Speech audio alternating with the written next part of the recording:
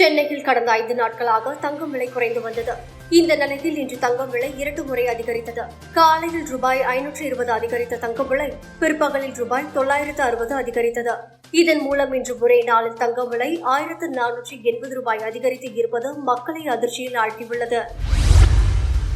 ஜெயலலிதாவுக்கு எதிராக பேசுவதற்கு சில காரணங்கள் இருந்தாலும் கூட மறைந்த வீரப்பனை அமைச்சர் பதவியில் இருந்து நீக்கியது முக்கிய காரணம் என நடிகர் ரஜினிகாந்த் தெரிவித்துள்ளார்.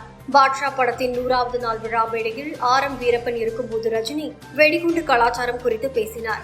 இதற்கு ஆட்சேபனை தெரிவிக்கவில்லை என கூறி வீரப்பனை ஜெயலலிதா அமைச்சரவையில் இருந்து நீக்கினார். முதலமைச்சர் மு.க.ஸ்டாலின் முன்னிலையில் இன்று தலைமைச் செயலகத்தில் தொழில் முதலீட்டு ஊக்குவிப்பு மற்றும் வர்த்தகத்துறை சார்பில் டிக்ஸ்டன் டெக்னாலஜிஸ் லிமிடெட் நிறுவனம் காஞ்சிபுரம் மாவட்டம் ஒரகடத்தில் அமைந்துள்ள இண்டோஸ்பேஸ் தொழில் பூங்காவில் 1000 கோடி ரூபாய் முதலீட்டில் 5000 நபர்களுக்கு வேலைவாய்ப்பு அளிக்கும் வகையில் மடிக்கணினி மற்றும் ஒருங்கிணைந்த கணினி உள்ளிட்ட மின்னணு உற்பத்தி சேவைகள் திட்டம் நிறுவுவதற்கு புரிந்துணர்வு ஒப்பந்தம் மேற்கொள்ளப்பட்டது.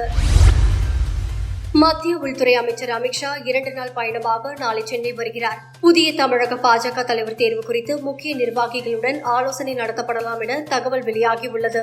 புதிய தலைவர் பதவிக்கான போட்டியில் நான் இல்லை என அண்ணாமலை தெரிவித்துள்ளார். இதனால் புதிய தலைவர் தேர்ந்தெடுக்கப்பட இருக்கிறார். அடுத்த வாரத்திற்குள் புதிய தலைவர் அறிவிக்கப்படலாம். தமிழ்நாடு காங்கிரஸ் முன்னாள் தலைவர் குமரி ஆனந்த் உடல்நலக்குறைவால் காலமானார். தமிழக முதலமைச்சர் மு.க.ஸ்டாலின், எதிர்க்கட்சித் தலைவர் எடப்பாடி பழனிசாமி உள்ளிட்ட அரசியல் கட்சித் தலைவர்கள் அவரது உடலுக்கு நேரில் சென்று அஞ்சலி செலுத்தினர்.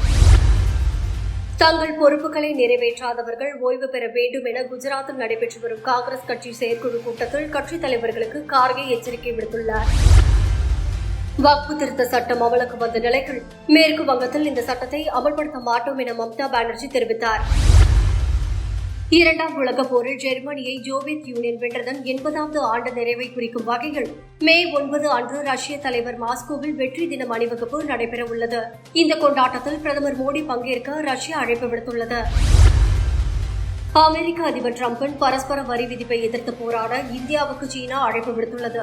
சீன பொருட்களுக்கு 104% வரி விதிக்கப்படும் என டிரம்ப் எச்சரித்துள்ளார். இந்திய பொருட்களுக்கு 26% வரி விதித்துள்ளது. கொல்கத்தாவுக்கு எதிராக லக்னோ வீரர் ஷர்தல் தாக்கூர் ஒரு ஓவரில் 5 வைடு வீசினார். இதன் மூலம் ஐபிஎல் தொடரில் தொடர்ந்து அதிக வைடு வீசிய பந்து வீச்சாளர் என்ற மோசமான சாதனையை படைத்துள்ளார். பும்ரா, பிரவீன்குமார், முகமது சிராஜ், கலீல் அகமது ஆகியோர் தொடர்ந்து 4 வைடு வீசியுள்ளனர்.